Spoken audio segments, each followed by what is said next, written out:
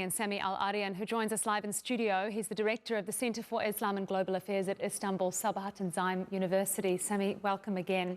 So hearing from our correspondents both in Iran and Israel that these strikes are continuing both ways. We're coming into the evening now of this first day of the US and Israel major combat operations against Iran. How do you see the next few hours unfolding? I mean, the United States and Israel obviously have this fantasy that they will be able to topple the regime in Iran, regime change. This operation is all about regime change. But let's remember that they couldn't even topple Saddam Hussein without invasion. And Iraq was much weaker than Iran is. So, you know, the whole system of Saddam was built on that one person, and it took them weeks to capture him. But with invasion of hundreds of thousands of soldiers. So for them to think that somehow by bombing Iran, a size of 1.7 million kilometers square, that has millions of people supporting the regime with a very formidable army as well as a defense and missile system, it's going to be a tall order. They're not going to be able to achieve this. Now, keep in mind that Iran immediately this time around, they retaliated not only against Americans and the Israelis, even the American allies in the region, including obviously military bases and other places where they think emanated the strikes from.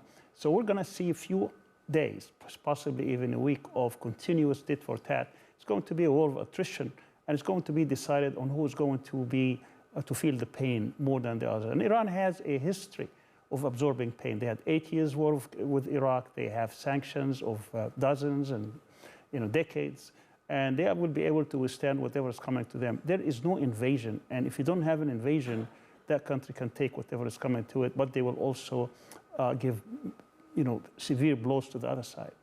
What of the timing of this, though? I mean, why have the US and Israel chosen this time specifically to start this military operation against Iran? Is it because they perceive the regime to be in a position of weakness currently? Why the timing now? I mean, it's a gamble, but keep in mind that Trump is facing midterm elections at the end of the year. So we need to do this early enough so that even if there is a setback, he would have enough time to recover. Netanyahu also has to face by October elections. And he's going to be doomed unless he has this strategic victory. He's been looking for this since October 7th. He hasn't been able to say that we have total victory, we have absolutely decimated our enemies. He's not able to reclaim that. Even Gaza today, he doesn't have full control of it. Hamas still standing in the resistance despite what's happening, despite the genocide. So he's trying to prove a point. And then they concluded that if they can decapitate or they can break up the regime in Iran or change the regime in Iran, they will be able actually to declare full victory. Then because there is no other country that can stand up to them, and he was able to convince Trump either through intimidation, manipulation, God knows, extortion, whatever, tactics he's using against him.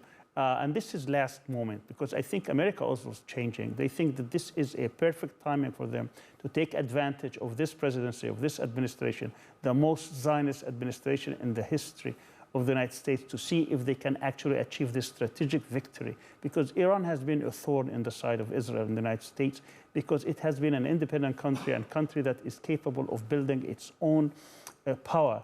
And it's capable of saying no to the Americans, and it's been also the one supporting the Palestinian resistance and other decolonial struggles, and therefore they think this is a strategic moment that they can get at Iran. Since this has now been going now for some hours that we have been discussing and rolling live on this developing story, breaking story, there has been some international reaction rolling in from various leaders. Can you talk us through some of the reaction that you've seen from global leaders and what that's been?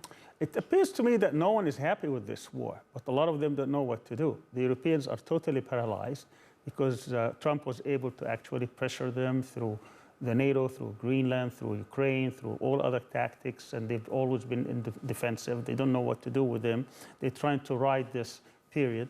And then you have the other countries who are trying actually to avoid his wrath, to avoid his tariff, to avoid his inconsistency, to avoid his threats, and therefore they don't want to confront him directly.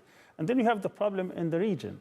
The countries in the region. The countries in the region don't like this one bit because they're going to pay heavily for it. I mean, those countries who are weak and they have American bases, they have these American bases so that they can actually have some kind of protection. But now they are paying dearly for it because many of these attacks are coming from their countries and they can't really say no to Trump. So they're trying to shut down this war, but they're having difficulty doing that. And then you have a country like Turkey, which has some leverage, but at the same time, it has its own interest, doesn't want to confront Trump, but it also wants, doesn't like, it knows that this is aggression, this is not correct. They want to shut down this war, but want to do it in a way in which it does not have the wrath of Trump. So this is going to be a very slow process, trying to get back to diplomacy. But once the Americans and the Israelis are going to cry like they cried, 12 days before, that this is going to be a very difficult thing. They can't. Israel is 27,000 square kilometers. We're talking about, Iran being 63 times. Iran can take these. Israel can't. If these missiles continue going, hitting Israel, at one point they're going to ask for a ceasefire. Then Trump's going to come crawling for a ceasefire, and then we'll probably be back to diplomacy. Do you think that's what's going to happen in the coming days? I believe that Iran will not fall. The regime will not fall. And there's going to be at least a week or two of complete devastation.